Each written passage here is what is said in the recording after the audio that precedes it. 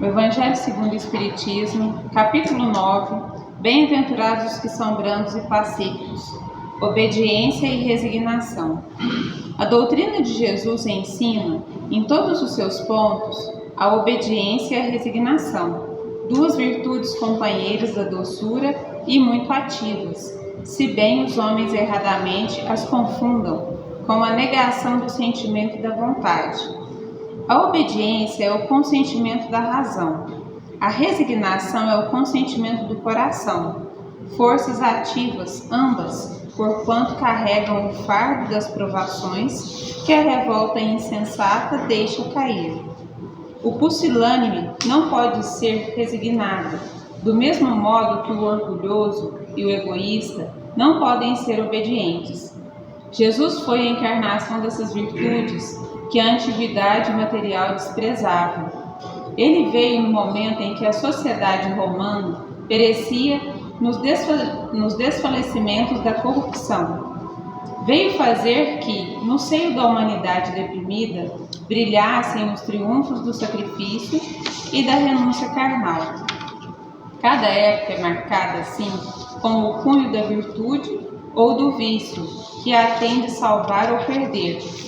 A virtude da vossa geração é a atividade intelectual. Seu vício é a indiferença moral. Digo apenas atividade, porque o gênio se eleva de repente e descobre por si só horizontes que a multidão somente mais tarde verá, enquanto a atividade é a reunião dos esforços de todos para atingir um fim menos brilhante, mas que prova a elevação intelectual de uma época. Submetei-vos à incursão que vimos dar aos vossos espíritos. Obedecei à grande lei do progresso, que é a palavra da vossa geração. Ai do espírito preguiçoso, ai daquele que cerra o seu entendimento. Ai dele, porquanto nós, que somos os guias da humanidade em marcha, lhe aplicaremos o látego e lhe submeteremos a vontade rebelde, por meio da duplação, do freio e da espora. Toda resistência orgulhosa terá de, cedo ou tarde, ser vencida. Bem-aventurados, no entanto, os que são brandos, pois prestarão dócil ouvido aos ensinos. Muito obrigado. Bom, boa noite a todos. Sejam mais uma vez muito bem-vindos nesta casa de amor que muito nos recebe, de braços abertos, para que venhamos a considerar, a entender, a compreender cada vez mais os ensinos do Mestre Jesus.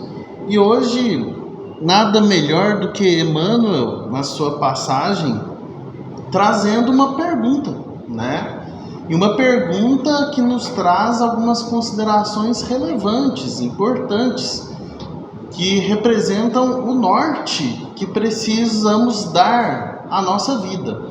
Eu não digo a nossa vida no todo de uma encarnação inteira, mas na verdade nos pequenos momentos, em cada um dos detalhes. Nesse sentido, eu repasso a pergunta como se fosse uma batata quente para vocês. Se vocês pudessem parar durante 10 segundos e refletir sobre o que vocês estão buscando na vida hoje. Hoje vocês levantaram do seu leito com qual motivação? O que motivaram vocês a sair da cama e direcionaram aos trabalhos, às atividades diárias, às rotinas diárias? O chamamento do Mestre é forte, porque Jesus fala, voltando-se e vendo que eles o seguiam, disse-lhes: que buscais? Porque hoje todos estamos aqui, no centro espírita, seja qualquer que seja o templo religioso, nós estamos buscando algo, alguma coisa nós estamos buscando. E nesse sentido, tive a intuição de vincular as leituras, a leitura do Evangelho à Obediência e Resignação, que traz para nós algumas reflexões do passo a passo que nós devemos seguir com Cristo. Que por outro lado, me vi inclusive precisando me aprofundar no significado de cada uma dessas palavrinhas. Parece muito simples, né? O que é obediência? O que é resignação? Parece-nos muito simples. Lázaro, numa das leituras mais conhecidas do Evangelho, sintetiza: um é o consentimento da razão, o outro o consentimento do coração. Mas ainda assim a gente não entende, não absorve o seu significado na perspectiva ativa. E para isso, trago uma historinha muito interessante que vai mostrar para a gente o tanto que o significado, né, desses termos se faz presente dentro de nós a partir do momento que entendemos o seu real significado. Trago uma historinha da lente econômica, tá? Então não é uma historinha religiosa, de um senhor chamado Wayne Dyer, né? Ele faleceu em 2015, e o mais interessante é que essa metáfora que ele criou, ela foi proferida um dia antes da sua morte. Ele era famoso por fazer várias palestras motivacionais, e nesse dia em específico, ele estava conversando, né, com pessoas no palco, e eis que uma criança muito inteligente estava à frente do palco, uma criança de 12 anos. E ele, observando aquela criança de 12 anos, ele tira uma laranja do bolso. Tirando essa laranja do bolso, ele pergunta à criança: cara, criança, se eu pegar essa laranja e espremê-la, o que você espera que vai sair dessa laranja? E a criança de 12 anos, já à frente do seu tempo, pensou: ele deve estar brincando comigo, né? Imagina, um adulto vindo fazer uma pergunta boba dessa, vai sair suco de laranja, é óbvio. E o Wayne, não satisfeito, volta para a criança e fala: você tem certeza disso? Não vai sair suco de maçã se eu espremer essa laranja? E a criança, já um pouco temerosa, né, pensando que ali tinha uma pegadinha, né? Não, que vai sair daí é suco de laranja. E o Wayne pergunta para a criança: mas por que você tem tamanha certeza que se eu espremer essa laranja vai sair suco de laranja? E a criança responde, já num tom de ironia, já de raiva, imaginando que estava caindo numa pegadinha, porque é o que tem dentro da laranja. E o Wayne volta para a plateia, entrega a laranja: então toma, essa laranja é sua. E pergunta para a plateia: por que então podemos imaginar, quando alguém nos espreme, quando a vida nos afronta mediante as aflições, nós falamos que foi por causa da minha esposa que me tirou a paciência, ou que o meu chefe que me causou uma intemperança? Nós justificamos as nossas ações pelo que os outros fazem. Nós justificamos o que sai de nós, seja raiva, seja orgulho, seja revolta, seja ira, nós justificamos falando que foi ocasionado por alguma coisa que tinha dentro. Faz sentido essa lógica para vocês? Não tem como nós espelharmos algo, nós reagirmos de uma forma diferente do que nós carregamos dentro de nós. E é através das nossas reações que nós conseguimos enxergar e visualizar o que nós temos dentro de nós. Tanto é que nós pegamos agora, já adentrando as leituras espíritas, a leitura de Albino Teixeira, no livro Passos da Vida, né, na psicografia de Chico Xavier, que vem mostrar para nós o que faz com que nós venhamos a sofrer. Porque nas perguntas que iniciamos o diálogo da noite de hoje, muitos de nós podemos estar buscando, seja na religião, seja na vida, nós estamos buscando um frescor. Nós estamos buscando apaziguar as dores da alma. E dependendo do que nós buscamos, na maioria das vezes nós buscamos paz, nós buscamos misericórdia. E nessa pequena passagem, Albino Teixeira traz pérolas que poderiam ser ditas, proferidas, estudadas muitas terças-feiras. A leitura se chama O que mais sofremos e nos mostra exatamente o espelho que nós trazemos dentro de nós. Nos mostra exatamente o que realmente faz com que a nossa vida seja cada vez mais difícil. Olha só, ele começa: o que mais sofremos no mundo? E aqui são algumas causas de sofrimento relatadas por muitas pessoas. Não é a dificuldade. A dificuldade não é o móvel que faz com que nenhum de nós soframos. Então o que será? Ele responde: é o desânimo insuperável. Perceba, dificuldades, trabalhos, todos nós temos, dia após dia. Mas ela fica sempre mais difícil quanto mais desanimado a gente estiver. Ele ainda continua: não é a provação. Porque quantos de nós somos provados? E é lógico, nós somos provados muitas das vezes, seja diariamente, seja semestralmente. Mas é a provação que faz com que nós venhamos a sofrer? Não, não é a provação. E sim o desespero diante do sofrimento. Ele continua: não é a doença. Não é a doença que faz com que nós soframos. E nós vamos recordar de vários exemplos, seja na nossa família, seja aqui no centro espírita mesmo, de pessoas que foram acometidas por doenças, múltiplas doenças, que sofriam de dores memoráveis. Em nenhum momento reclamavam, ou deixavam transparecer que aquilo estava realmente ocasionando sofrimento. Mas sim o pavor de recebê-lo. Não é o parente infeliz. Não é o parente infeliz. Mas sim a mágoa de tê-lo na equipe familiar. A sua simples presença já faz com que o ambiente fique sofrível.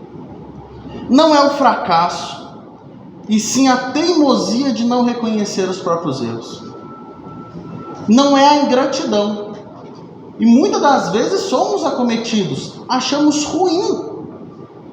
Fizemos com tanto carinho, seja para um filho, seja para um irmão, seja para um amigo, e nós sofremos com a ingratidão. Mas espera aí, não é a ingratidão que faz com que eu sofra.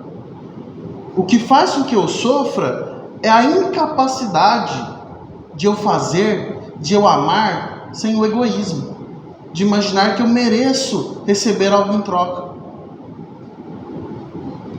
Não é a própria pequenez, porque às vezes nós podemos nos revoltar de sermos pequenininhos, de não conseguirmos fazer tudo, mas sim é a revolta contra a superioridade dos outros.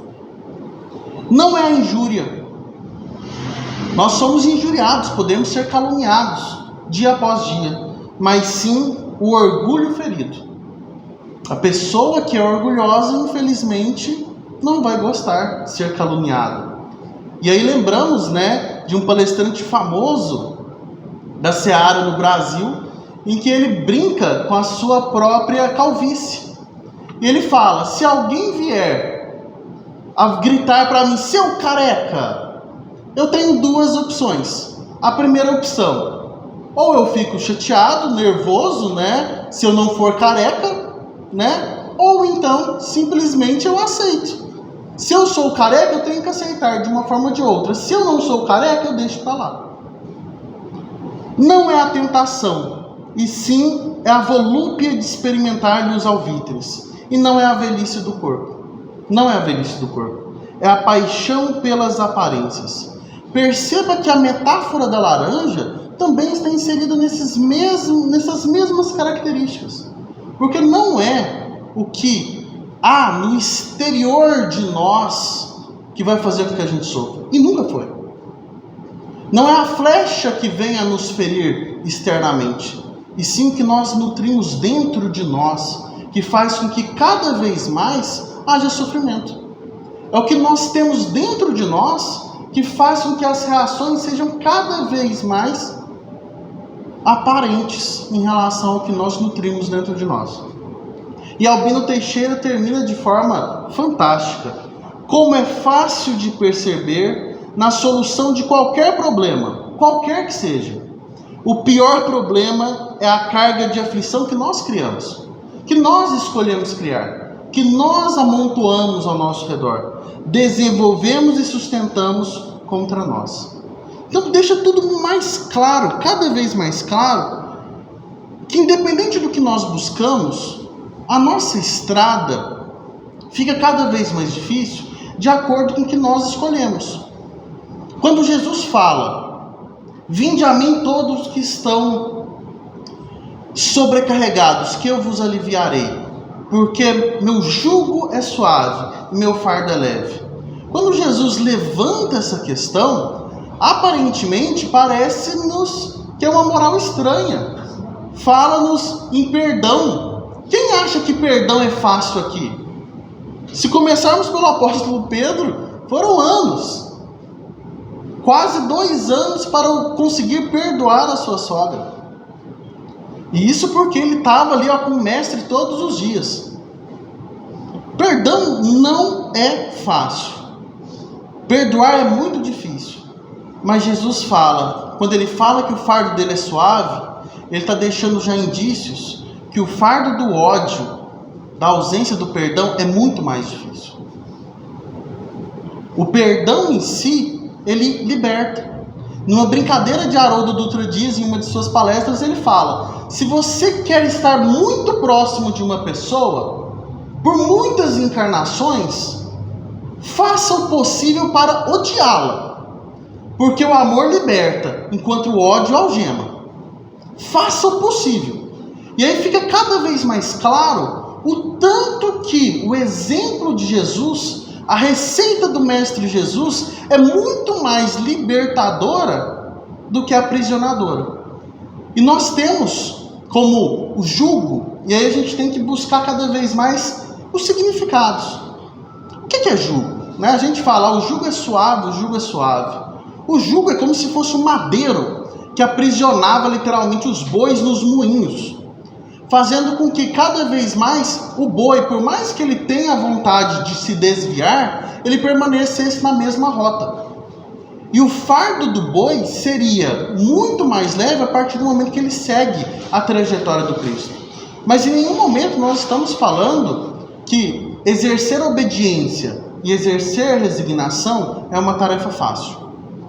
Porque como Lázaro nos diz, obediência em si e resignação também são tarefas ativas. A obediência como consentimento da razão é a razão que estuda as melhores formas para se praticar a caridade e está ciente que a tarefa junto ao Cristo traz o melhor resultado. Então, o obediente é aquele que estuda, que entende, que convence através da sua fé raciocinada, confronta a razão face a face em todas as épocas da humanidade e entende, olha, a melhor saída é com Cristo. A resignação, por outro lado, e aí a palavrinha que exige cada vez mais um aprofundamento, como consentimento do coração, ele avança as barreiras do sentimento, fazendo com que, como Jesus, como nosso guia e modelo, disse à tempestade, acalma-te, e a tempestade acalmou, é a palavra, a resignação é a palavra solar do Mestre Jesus para o íntimo de cada um, para que nós acalmemos a tempestade interna. A resignação como consentimento do coração é muito mais profundo do que a gente imagina.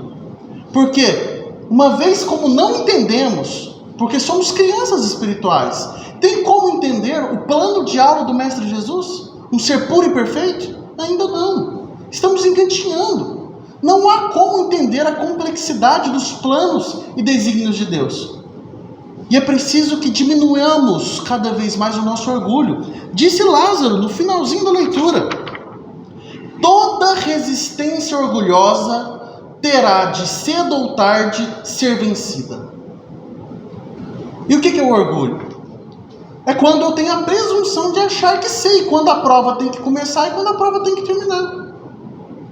Resignação é quando eu simplesmente, quando não consigo agir mais, quando não consigo melhorar a situação, quando não consigo fazer mais nada, eu simplesmente aceito tranquilamente dentro de nós. Não é aquele aceitar remoendo lá dentro de nós. Eu aceito tranquilamente dentro do meu coração e sigo.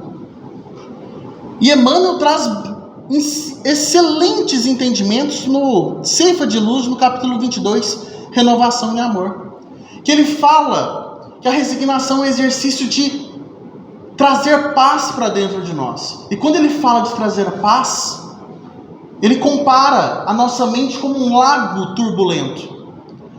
Tem como um lago turbulento refletir a luz divina? A luz das estrelas? Não. Pode fazer o exercício em casa. Pega uma bacia de água e treme. Vê se você consegue ver o seu reflexo. Não consegue. É preciso apaziguar essa tempestade interna. E não é um exercício fácil. A partir do momento que nós apaciguamos essa tempestade interna, esse lago permanece sereno, a luz divina da inspiração dos bons espíritos reflete através da nossa mente e ilumina os nossos passos. É através da resignação que nós conseguimos viver cada vez mais fácil. É aí que está a dica do jugo leve, do jugo suave, fardo leve. Porque através dessa iluminação, parece que os problemas se resolvem automaticamente. E digo isso com experiência de causa, porque nos últimos dias, por que não meses, tenho enfrentado algumas dificuldades. E nessas dificuldades, por mais que eu me considere o Senhor da verdade, o dono da verdade, é preciso que eu entenda que por mais que eu conheça todos os segredos do universo, o plano é de Deus, não meu. E com essa paz que a resignação me dá, que ainda estou construindo, nós conseguimos observar que eu vou fazer tudo ao meu alcance, enquanto espero a sabedoria da vida terminar de executar as suas provas no determinado tempo. Digo isso principalmente alguns exemplos, como Chico Xavier, mostrando que resignação não é uma tarefa fácil. E se não é com Jesus, nós não conseguiremos. Chico Xavier, numa historinha das mais, para alguns até tristes, né? Chico Xavier, ele, através das suas boas ações, ele levantava multidões de amigos. Não só amigos encarnados, como desencarnados também. E nessas nuvens de testemunhas, nós, como crianças espirituais, nós muitas das vezes fazemos coisas que podemos nos arrepender depois, imaginando que é o melhor a ser feito. E uma dessas pessoas que detinha carinho pelo Chico, via que o Chico estava sofrendo muito. E por que ele estava sofrendo? O seu animalzinho, o seu cãozinho estava doente e não estava se recuperando. E aquela pessoa pensando, naquele ímpeto, eu vou ajudar. Já que Chico está sofrendo tanto pela doença do bichinho, eu vou lá e termino de matar, porque o sofrimento cessa. E é uma história verídica, verdadeira. A partir do momento que o cãozinho estava morto, Chico chega na sua residência, vê o cãozinho morto, consegue visualizar tudo o que havia acontecido e veja que o exercício de resignação não é uma tarefa fácil. Não é. Aí você pensa, Chico, uma pessoa iluminada, né? Seguiu, feliz, tranquilo. Eu fico pensando, eu tenho um animalzinho que se alguém fizer alguma coisa eu já morro. Imagina, né? O Chico seria uma criatura muito de luz se não nada acometesse o seu íntimo. Naquele momento o Chico, né, vê que não poderia fazer nada e simplesmente continua a tarefa, né? E nós pensamos, maravilha de resignação, né? Veja, esse lago turbulento da nossa mente, ele só consegue ser visualizado por nós mesmos. Passados-se algumas semanas, Emmanuel chega batendo ao trabalho, falando para todos: Chico, preciso ter um tempo contigo. E da mesma forma que uma mãe chama pelo nome completo, Chico Xavier tremeu nas bases, né? Sabia que alguma coisa estava fazendo de errado. E separado, Emmanuel fala: Chico, por que está tão triste? Está assim por causa do seu cãozinho? Ah, você percebeu? Sim, estou. Você está nutrindo toda esta mágoa, sabendo quem foi que fez? Sim, eu já sei quem fez. Falei, então, tem uma receita do Mestre Jesus. Ah, então, pois diga. Você vai descobrir o que ela mais deseja. E descobrindo o que mais deseja, vai entregar para ela. E aí o Chico, olha só a revolta fermentada dentro de si, fala para Emmanuel: não, peraí, eu não fiz nada. Eu não fiz nada para ela e ela mata o meu animalzinho, o meu cãozinho. E eu que tenho que dar alguma coisa para ela? E aí Emmanuel imediatamente diz: sim, você deve, porque graças à sua escolha de manter, de guardar a mágoa dentro do seu coração, a sua escolha de guardar a mágoa dentro do seu coração, o trabalho desempenhado pela sua mediunidade tem sido afetado. Nós somos responsáveis pelo trabalho que executamos. E quantas são as cargas negativas e desnecessárias que nós carregamos por armazenarmos mágoa, rancor, ódio. Isso estava afetando até o Chico no desempenhar dos trabalhos. E Chico, com aquele tom altivo de Emmanuel, vai à loja, né, e parcela em suaves 12 reencarnações, né? Porque com salário pequenininho, uma máquina na época era muito cara, uma máquina de costura que ela mais desejava, e vai e compra. Comprando essa máquina, entrega esta máquina à senhora. E aí nós observamos que a receita do Mestre Jesus não falha. Como que imediatamente uma alegria surge no coração daquela senhora. Uma alegria tão grande, tão insondável, uma luz tão grande, que direcionada imediatamente ao coração do Chico, esparça todas as trevas, toda a mágoa dentro do seu coração. E aí a gente percebe que a caridade, que a resignação, elas trabalham lado a lado, mostrando que o nosso próximo, seja ele quem seja, não deixa de ser simplesmente um operador dos correios, a nos entregar o que nós aceitamos receber dentro de nós. A resignação não é tarefa fácil. Ela age intimamente e perceba, mediante todas as tribulações externas, é lógico, como seres perfectíveis que nós somos, nós devemos realmente não sermos indiferentes moralmente, que é o que Lázaro nos fala. Não podemos ser indiferentes, nos fecharmos. Mas a partir do momento que alguma coisa venha nos abalar, é o momento crucial para que venhamos a trabalhar.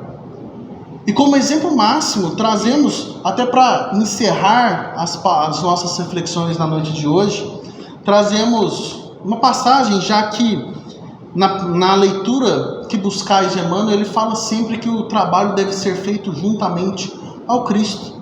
E por que não rememorar um arquétipo de resignação que nós temos no cristianismo, na carta viva da vida de Jesus? O exemplo de Maria. Estamos chegando ao Natal, né? Faltam poucos dias em que comemoramos o nascimento de Jesus. E aqui trago-vos uma mensagem em que Humberto de Campos vem rememorar, na verdade, os momentos finais de Jesus, mas principalmente o início, né, de uma grande revolução que fez com que nós estejamos estudando suas palavras até hoje.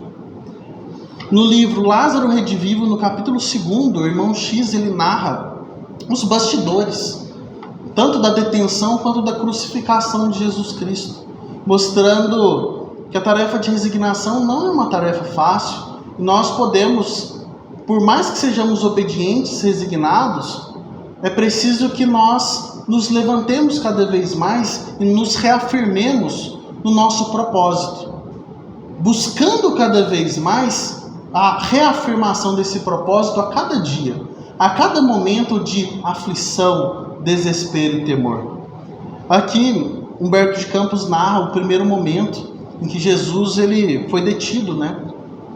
E detido, João, muito carinhoso, né? A gente pensa, João Evangelista, né? Por mais que seja o apóstolo querido, ele tinha o apelido de filho do trovão entre os apóstolos.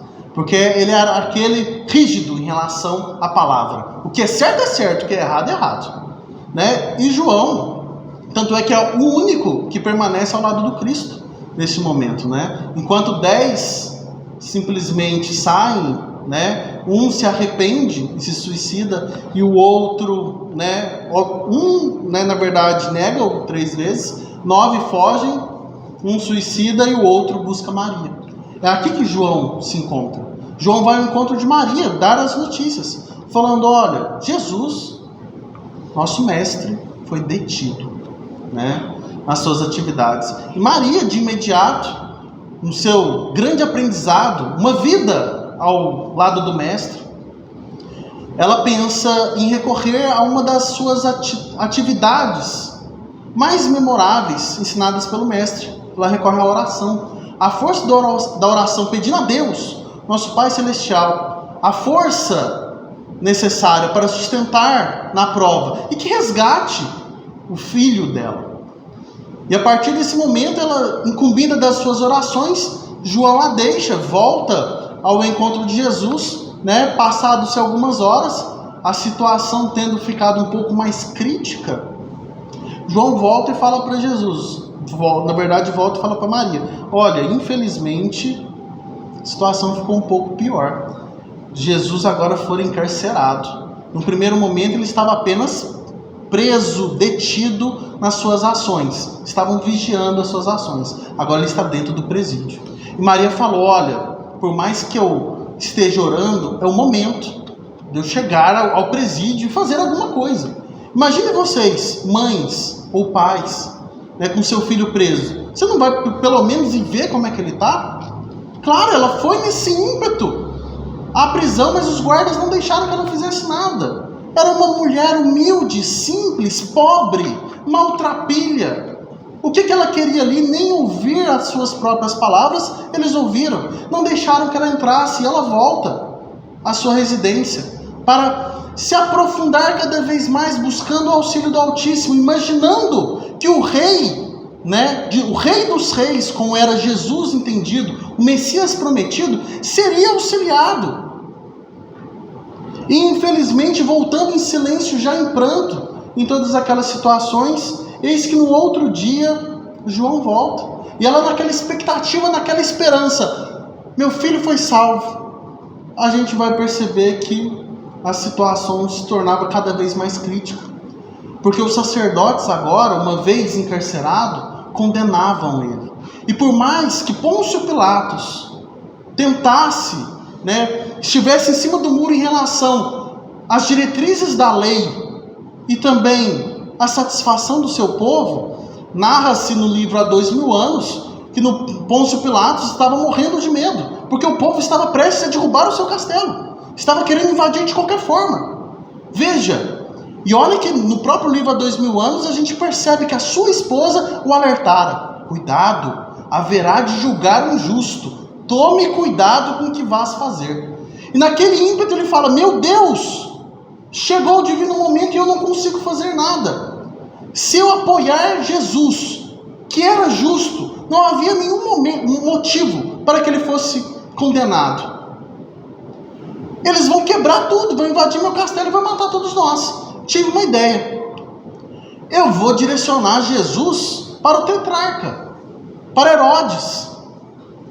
E direcionando Jesus para Herodes, a gente imagina que a situação iria melhorar, porque por mais que Herodes viesse a ser um profundo materialista, ele sabia que Jesus simplesmente não tinha feito nada que viesse o afrontar.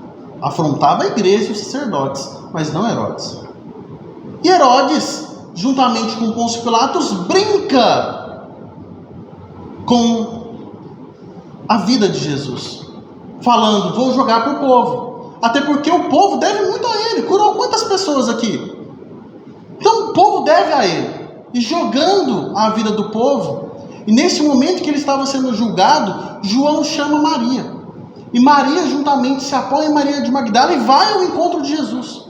Indo ao encontro de Jesus, ela começa a visualizar toda aquela cena em que Jesus não simplesmente estava começando a ser amarrado ao madeiro, que à época era o que se chamava na cruz, mas sim haviam-lhe colocado um pedaço de cana, como se fosse o cetro, e uma coroa de espinhos na sua testa, falando: vai, Rei dos Reis. Ironia, ironia atrás de ironia, ele vê toda aquela cena. E de antemão Maria vai naquele ímpeto de buscar a salvação de seu filho. E ela se recorda das passagens antigas, até porque Jesus, aos 12 anos, entrava nos templos e discutia de igual para igual com os sacerdotes. E essas histórias eram contadas dentro da sua casa. E ela lembra de uma das histórias mais famosas contadas na sua língua, que era a história de Abraão. Abraão, para se regozijar com Deus, entrega seu filho para a salvação de todos os pecados, Isaque. E no derradeiro momento, Deus imediatamente salva Isaque e entrega para as mãos de Abraão, salvando seu filho. E Maria fala: estou revivendo as Escrituras. Em algum momento Deus vai descer das alturas celestes e vai salvar meu filho. Até porque ele precisa herdar toda essa terra. E nesse ímpeto, infelizmente, Jesus olha, troca olhares e começa aquele diálogo que a gente já conhece. Ele olha para João e fala: cuida de Maria como se fosse sua mãe. E mãe, Maria, cuida de João como se fosse seu filho. E naquele troca de olhares, que apenas mãe e filho conseguem entender, Maria já começa a entender que a lição em si de resignação começara. E infelizmente, Jesus sucumbe em vida. Ele falece.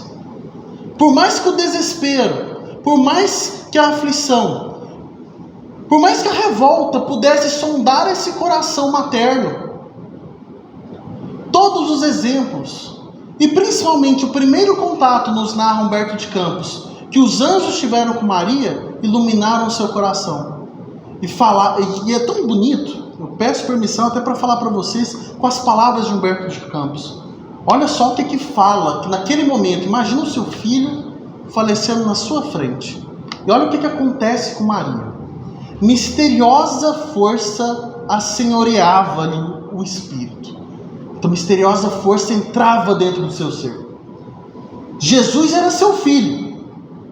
Todavia, antes de tudo, era um mensageiro de Deus. Ela possuía sim desejos humanos, mas o Supremo Senhor guardava eternos, insondáveis desígnios. O carinho materno poderia sofrer, contudo, a vontade celeste regozijava-se. Poderia haver lágrimas em seus olhos, como havia, mas brilhariam festas de vitória no reino de Deus. Suplicara aparentemente em vão, e foram horas e horas de orações. Porquanto certo, Deus, o Todo-Poderoso, atendeu sim a sua rogação, atendeu às preces de Maria, não segundo os seus anseios, e sim de acordo com os planos divinos. Foi então que Maria, compreendendo a perfeição, a misericórdia e justiça da vontade do Pai, ajoelhou-se aos pés da cruz e, contemplando o filho morto, repetiu as inesquecíveis afirmações que ela tinha realizado quando o anjo tinha te acometido e falado: você irá receber o divino Messias. O que ela fala para o anjo? Senhor, eis aqui a tua serva. Cumpra-se em mim segundo a tua palavra. Que saibamos, no exemplo de Maria, no arquétipo de resignação, que por mais que não entendamos a mágoa, o rancor, não entendamos os cenários que se apresentam ao nosso derredor, cenários de guerra externa, cenários de tribulação interna, que saibamos operar, não somente em nós a reforma íntima, mas que saibamos agir mediante os esforços de cada um, buscando cada vez a calma e a serenidade, porque só assim Deus, na sua soberana justiça e bondade, porque Ele sim, todo-poderoso e eterno, fará com que a sua luz irradie no espelho da nossa alma e reflita, através dos nossos passos, os caminhos que farão com que nos levarão a cear juntamente com Deus mais uma vez. Então que Jesus ilumine o coração de cada um de nós, que faça-nos entender cada vez mais os exemplos de obediência e resignação, e que façamos cada vez mais o exercício de nos afeiçoarmos à vontade do Criador e não à nossa. Que assim seja.